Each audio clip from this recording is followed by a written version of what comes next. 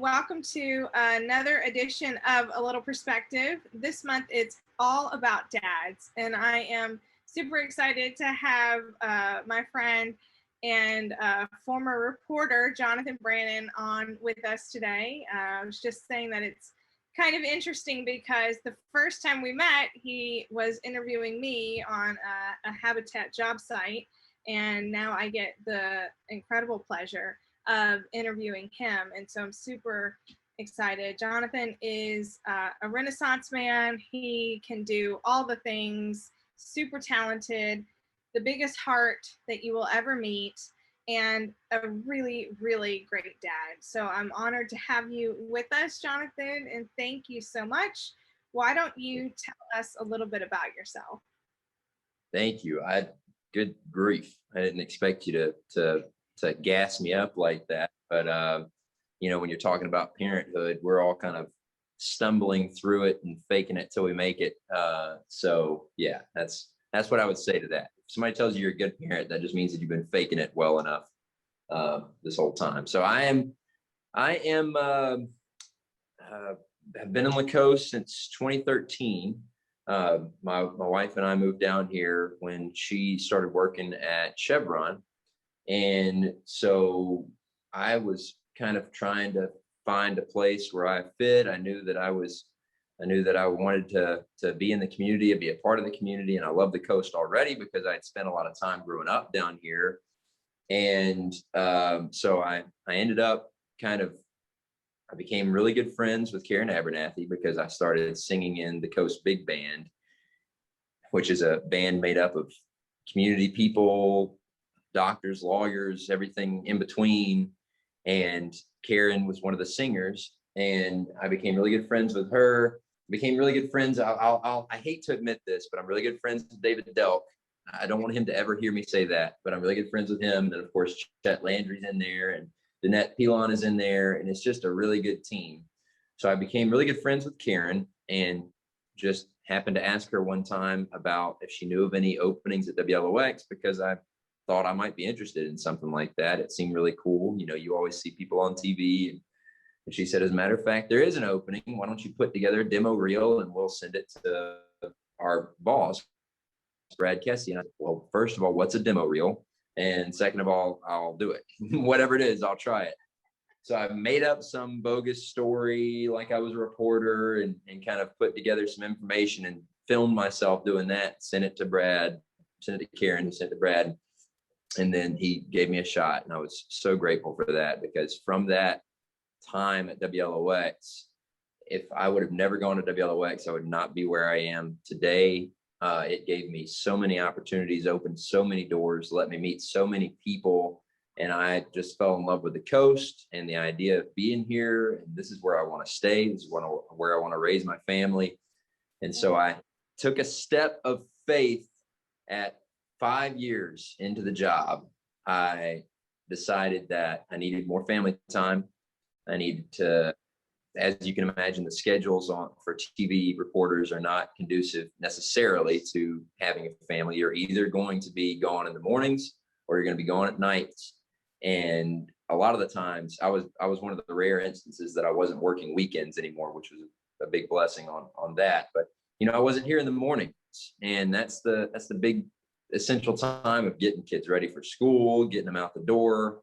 So my wife was having to carry that burden all by herself. And so I decided to start looking at other opportunities, and those opportunities showed up. I left the station and went to work for what's now Coastal Mississippi. It was Visit Mississippi Gulf Coast at the time. And while I was on that job, it wasn't a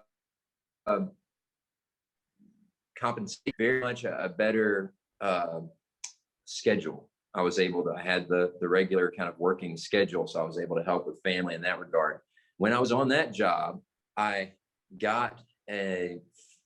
was contacted by Tony Petro, he owns Petro Nissan in Hattiesburg, and he was opening up Petro Chevrolet and Cadillac in Pascagoula. Mm-hmm. And he offered he had been following me. I had met him on the job at WLOX, and he had been following me kind of on social media that whole time and offered me a job coming to do his marketing and social media and PR. And it was he threw a number at me that made me think about it. I mean, it's made me pause and look at it, because it was going to be a very flexible schedule, very it was going to be a very significant increase in compensation. So I looked at that. It was only 2 or 3 months into this new job.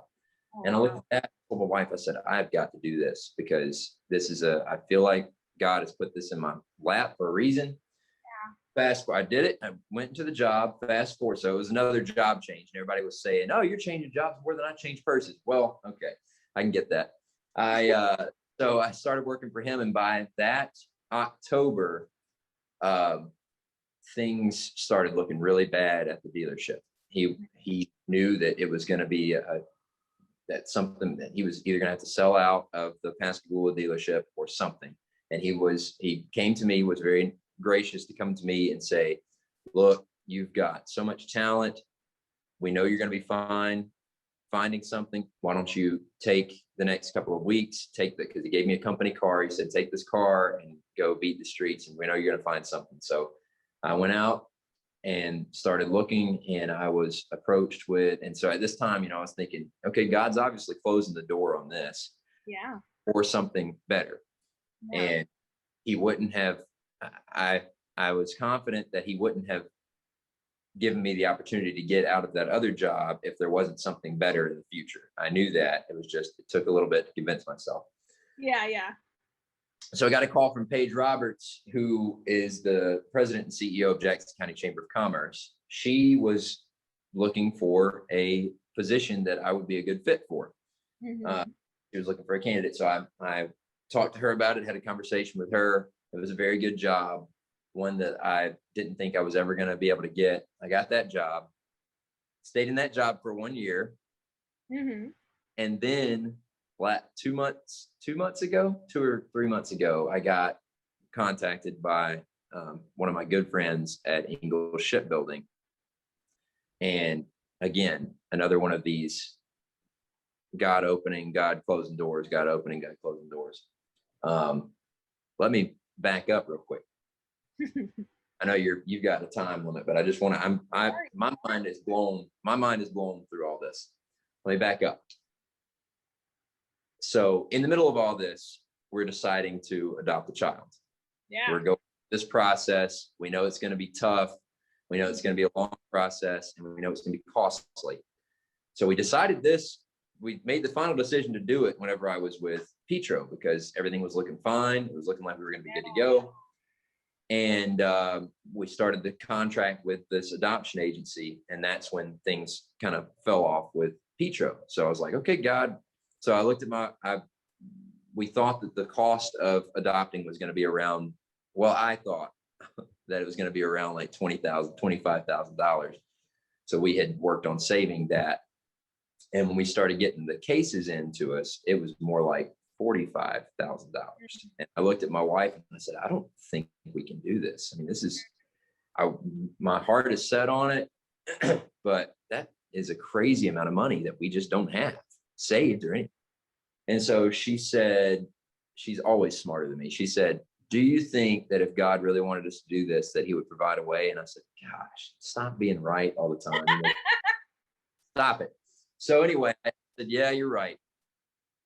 A couple of weeks later is when I was scrolling through Facebook, minding my own business, just kind of mindlessly, how you do, and ended on an ad. It was a sponsored ad by Wall Grooming that announced this contest, America's Most Talented Beard. Put a video together, submit it, and you could. And we were, at that time, I told you, we were at the 20-ish thousand, so we needed $20,000 to finish out our fundraising to be comfortable. This contest was for $20 freaking $1,000. And I said, okay, God, this is kind of crazy. If this is what you want, I can put something together. Like, the deadline is tomorrow.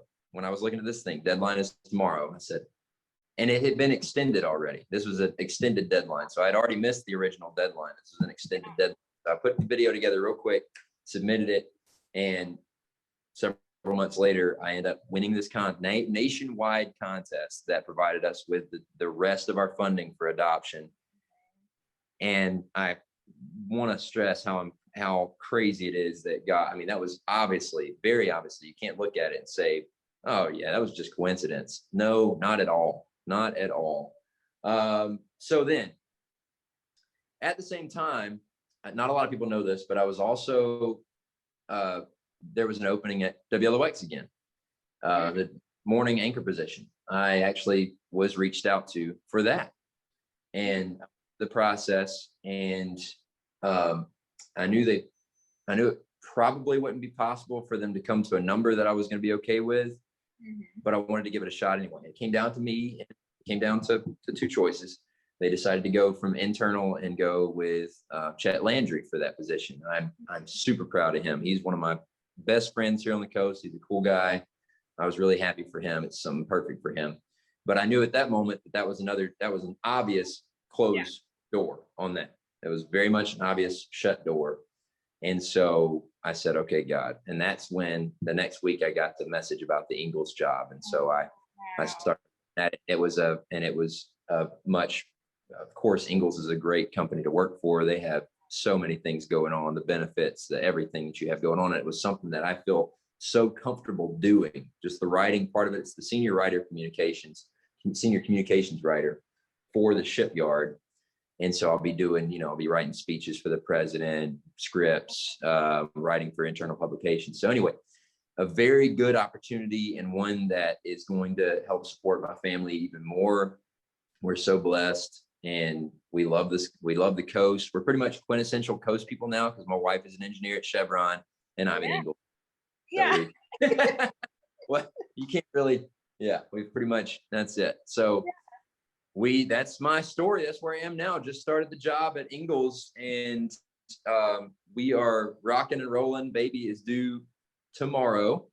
I don't know when this is going to air, but April 12th is his due date. And so my wife is already in Florida awaiting his arrival. And me and my daughter are going to be flying down next weekend, hopefully after he's born, and plan is all fly back together. I'll update you on if that plan all goes according to our plan, because nothing has gone according to our plan so far. It's been according to somebody else's plan. So we're very grateful that we've been blessed this entire time, and it just keeps coming. Blessings keep flowing, and I'm so grateful for it. I feel like I feel like too much is going right in the blessings department. I'm just watching for a rug to be pulled out from us under us somewhere. I'm like, okay, all right, what's happening here? Yeah. So it's great. I love that. And I love that you shared all of that with us. So thank you for sharing that. I love stories of serendipity and, blessings and meant to be, and how things, especially when you look back, you can see how things lined up perfectly. Like if you hadn't had gotten the job at LOX and refined those, reel making skills, then who knows if the wall contest would have, because you did a killer video for that. Like you did a killer video for that. I appreciate that. And that's a good point. That's a really good point, that I wouldn't have developed those skills as much if I hadn't have been at WLOX. And another thing, Angela, at WLOX, there was a policy that I could not have facial hair. And so being away from WLOX allowed me to grow out a beard to be able to enter this. It's like, there's so many things. And during the beard contest, it was November, which makes sense for No Shave November, but November is also National Adoption Awareness Month. Oh my goodness. I was like, oh, my goosebumps are happening. It was crazy. I mean, it's just crazy. Really, absolutely. So good.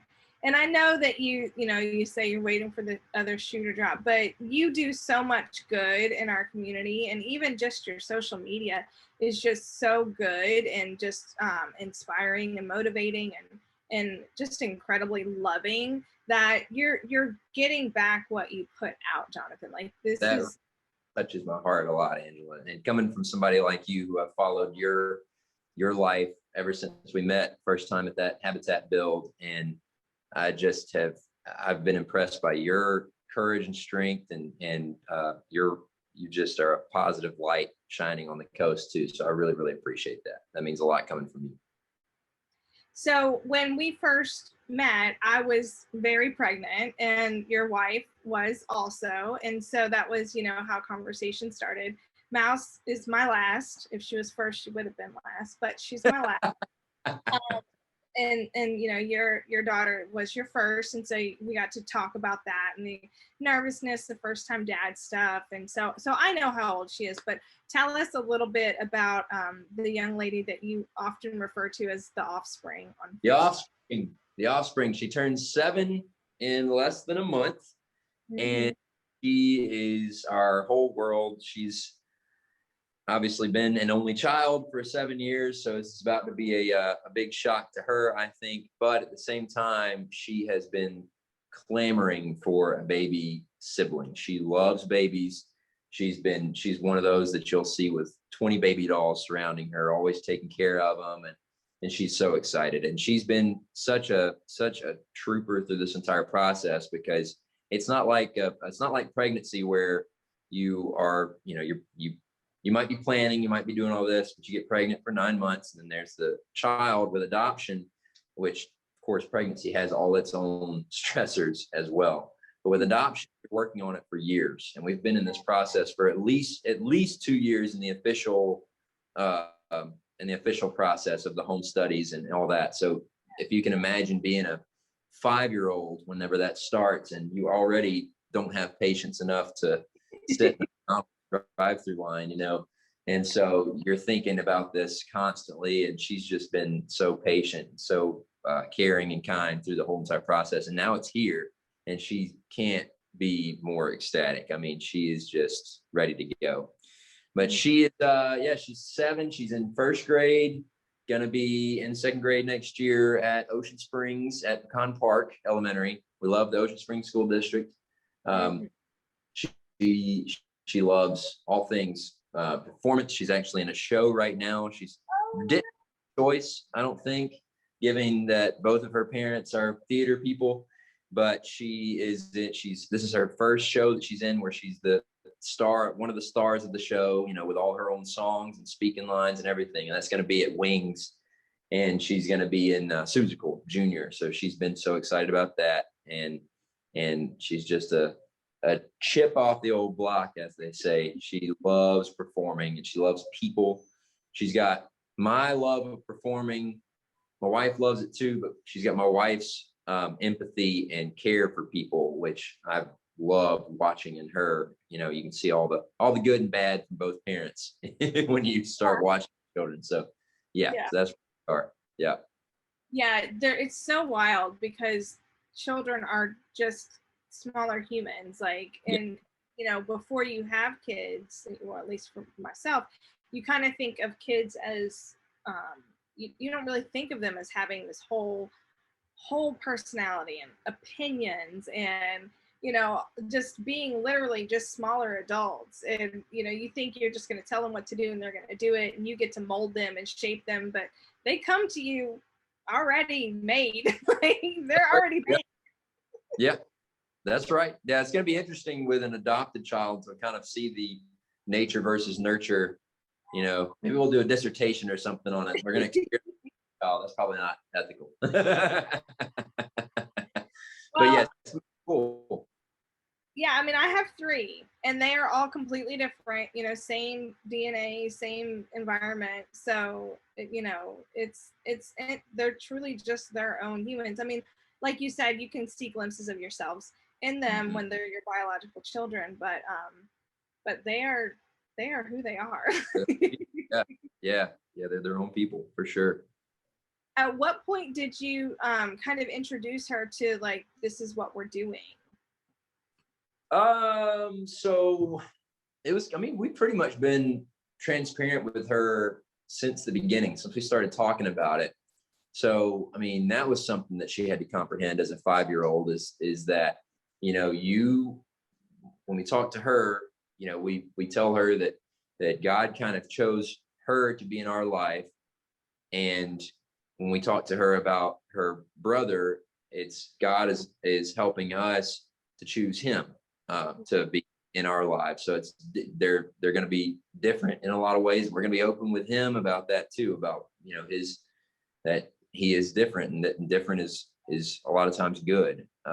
So that's something that we're, you know, it's going to be challenging for us, I know, but we've got a lot of people that we've talked to who have gone through the adoption process too, that have really come out of the woodwork and are helping us with resources and kind of figuring things out. We want to be, that's another thing that I want to make a point, that is, if anybody is watching this, or anybody wants to ever reach out to us, has questions about adoption, because they're even slightly considering it, we've been a resource for a lot of people so far through this process. So there's a lot of things we wish we would have known, you know, going into it, that we can kind of transfer to other people.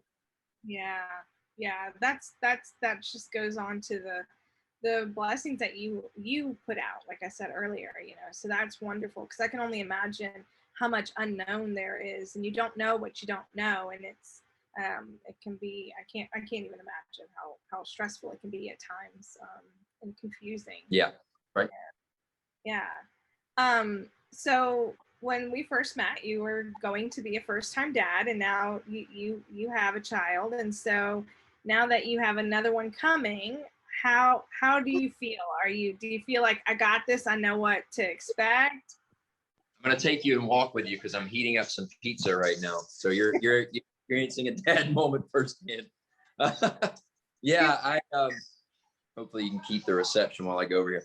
So that's a good point. You know, when we first were going through the process of pregnancy and all that with Eden, we had no idea what to expect. And my wife actually had, you know, one of the factors that kind of brought us to the decision of adoption is that my wife had a really tough time in pregnancy. She had some health issues. She had basically symptoms of heart failure after Eden was born. And we knew that we wanted to have another child, but we thought that adoption would be the way to go, to keep her. So in saying that, my wife, it's going to be kind of cool, because the first time through, she didn't really get to experience the joy right after of a baby being there, newborn. And this time, you know, she is, because she's perfectly healthy and is going to be able to be right there alongside me, doing just everything that we're doing together. And so for me, that's going to be kind of cool to watch her. We're both in this totally different part of our life that we weren't in the first time. And we feel like, I would say that we feel prepared. I don't know if we're ready, but we feel prepared to be ready. So yeah, so it's going to be really neat. It's going to be very different. And we're going to have obviously a third helper along too for the ride. So. Yeah, for sure. That's great though, that your wife does get to have that experience, because it's magical, like it really is. And to have the stress of health related conditions really makes that a tough time. So how beautiful is that? Oh, I love that so much. That's wonderful. So tell me what your favorite thing about being a dad is.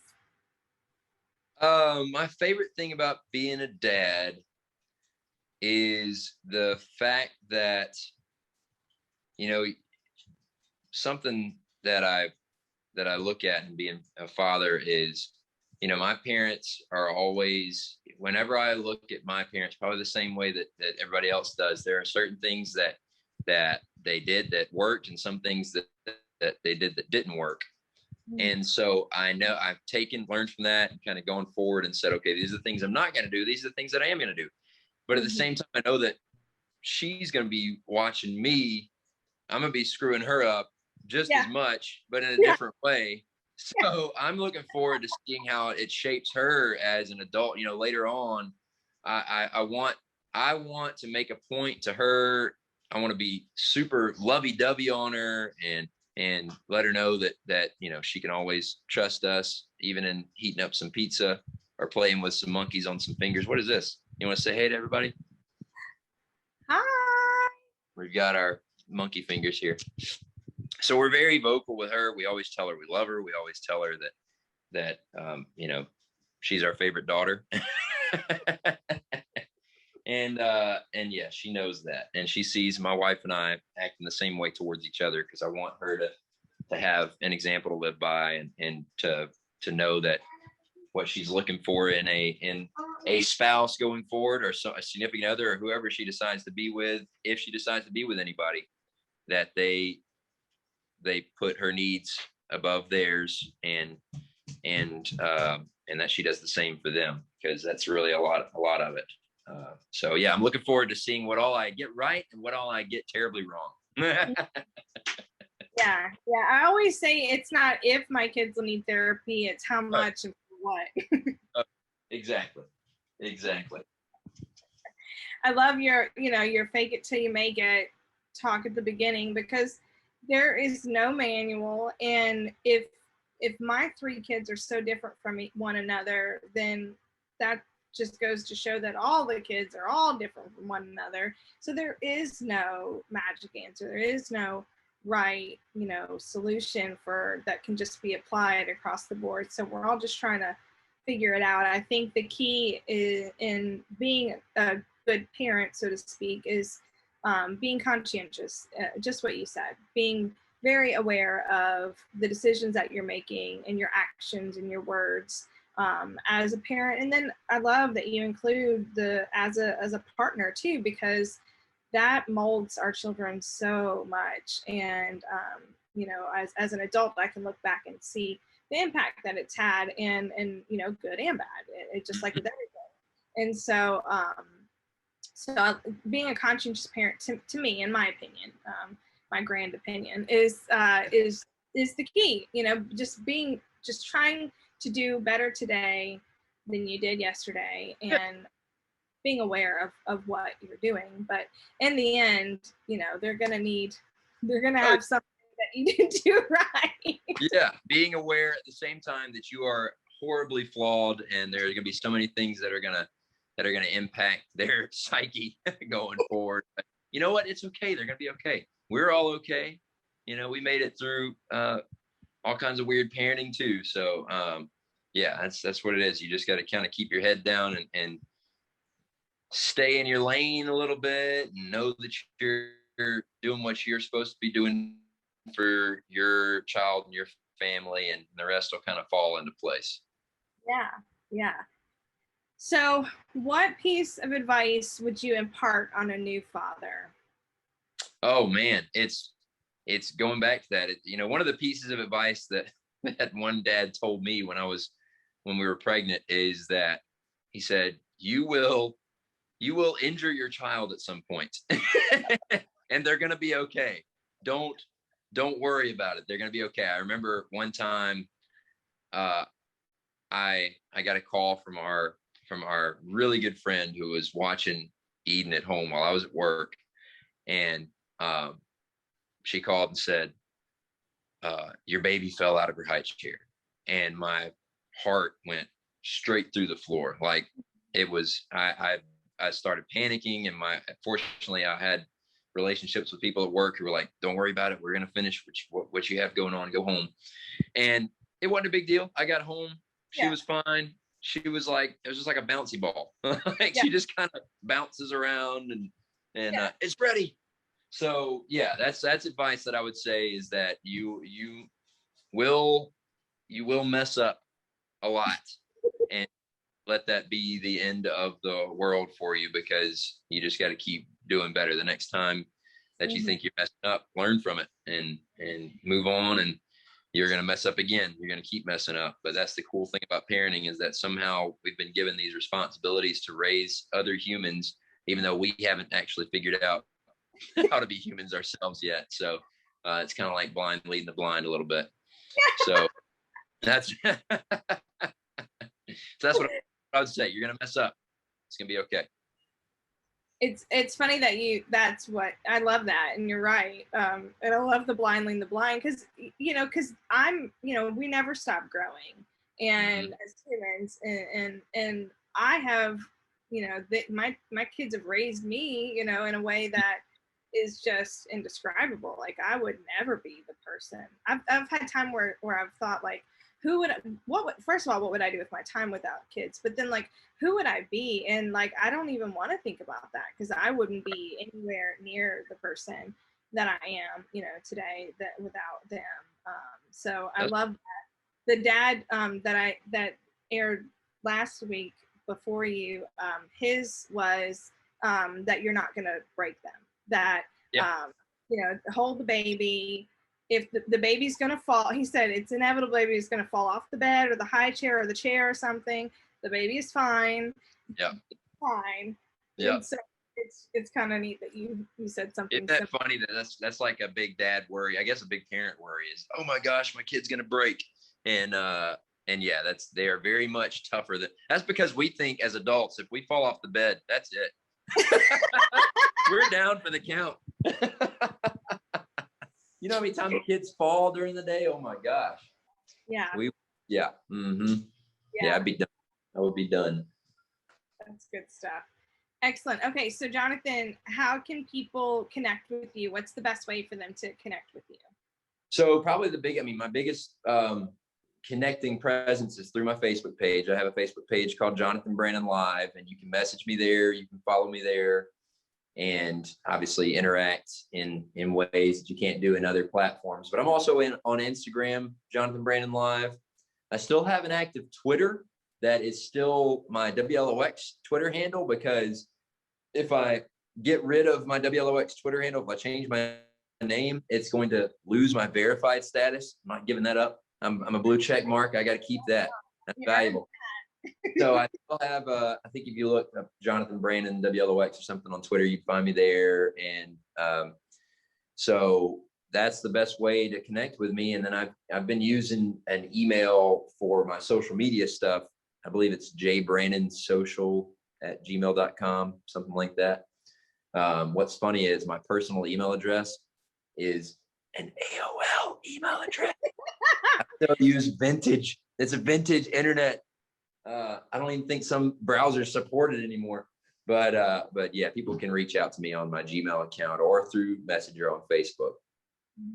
Yeah, I didn't give you any grief about it. No, you didn't. I was surprised. People do. Most people do. They go, okay, what is it? Are you 80? Are you a 90-year-old? What happened? Are you still on dial? We need to call somebody. Are you okay? So yeah. I don't know how I get anything done, but that's what I use. You like what you like. That's funny. Excellent. Okay. Be what I used. Yep. Yeah, we'll put all of that stuff in the comments so people can easily get in touch. Your Facebook page is just amazing. It's entertaining. It's informative. It's loving. It's supportive. And certainly encourage anyone who's considering adoption to reach out to Jonathan. Yes. He's just the best. And so thank you for doing this with me. This was wonderful. Great to see you again. Absolutely. What's up? Can I add one more thing? Ever since we won the beard competition, we had an online site that was raising funds for us, but we turned that around. We're no longer raising funds for us. We actually have already cashed out of that website, so we're going to donate that to what I'm about to tell you about. But we encourage everybody to go look up. I believe it's called the 1720 Foundation. Is it a 1720 or 1820? Anyway, it's a foundation that awards grants to families who are looking to adopt and don't have the necessary means. And so we've been trying to really help them raise funds on their end. We turned like I said, our little kind of like there's a adoption GoFundMe type thing, that a crowdsourcing thing that you can do for adoption called Adopt Together. And we had that page set up for us, but since we won that contest, we were good. So we wanted to use that money to go towards that foundation. So if anybody wants to look that up, please feel free we encourage people to donate to it. We'll be sending a check their way soon from all your contributions, all the people out in Facebook land. Look at it. And you left the crust just for me. Shout out, by the way, to Margaritaville. We went to Ferruggio's the new pizza place in Margaritaville last night. We had it was our daddy-daughter date last night, probably our last one with her being an only child. And yeah, we went to Ferruggio's. Go check it out. I said, I would like a cheese pizza. And before I could finish pizza, they had it on the table already. It was like already there. And it's like artisan style, you know? It's like, oh man. And then we won a bunch of points. Nice. Nice. Awesome. Thank you. So we'll put the link in the comments to that too. That way anybody who wants to give can do I'll find the link to the foundation and send it to you. Okay, good. Excellent. Well, thank you, sir. Have a wonderful day, and I cannot wait to see that baby. Excited? Are you excited? Oh yeah, she's excited. Got her gummies. Here you go. Gummy vitamins. Thank you, Angela, so much. I really appreciate you. I have mad respect for you. Y'all go check out her book. What's it called? Tell me your book's name. Finally Free. Go check it out. It's on Amazon, right? Yeah, it is, and I have a project coming up too. I'm pretty excited about. I'm gonna do. Actually, I can talk about it because it'll be out. So I'm doing 2 book projects that are going to be anthologies. So it'll have 20 authors in each, 20 contributors. And the first book is going to be stories from women with dwarfism. And the second book is going to be stories from parents of children with dwarfism. And the second book is the first of a series. So it's going to be focused on from pregnancy to toddlerhood. So a lot of diagnosis stories, because 80% of little people are born to parents of average height. And so it's a spontaneous mutation, and some find out in utero, some find out on the day of birth, some don't find out until much later. And so a lot of the stories will be that, and then there's going to be some stories of some medical complications and things like that. So, and then the stories of women are going to be just different women with dwarfism who have overcome different things, very specific to their situations, and just triumph and empowerment. And I'm amped. I'm amped, and it's going to be good. Let me tell you, I've so much enjoyed being educated by you throughout all of everything that you've done so far. Your education of vocabulary, your education of what people are going through, what you see from your eyes. It's been very enlightening to, I know, a lot of people. And so thank you for doing that. You're really doing a great job with that. And I'm excited about your new project. That's really, really cool. You're really shining a light. I'm so proud of you. Oh, come look at this face. Look, this is the face of a last brownie. Come here. She found the last brownie in the box. Oh my goodness. She doesn't want to show you her face. Pretty sad. But thank you so much for that. Thank you for being a light in the community. And yeah, thank you. It's come out in September because October is Dwarfism Awareness Month, and so it's exciting. Very very cool. Thank you, Jonathan. I appreciate the chance to talk about that. I'm excited. I'm gonna go public with Absolutely. it soon, and so by the time this airs, it will be public. And it's quite an undertaking. I didn't realize how big of an undertaking it is, but it's exciting. I've got confidence in you. You got this. Yes, absolutely. All right. Well, thank you, sir. Have a wonderful afternoon, Super Dad, and see you soon. Thank you, Angela. It's good to see you. Thanks for being a blessing today. Thank you. Bye. Bye.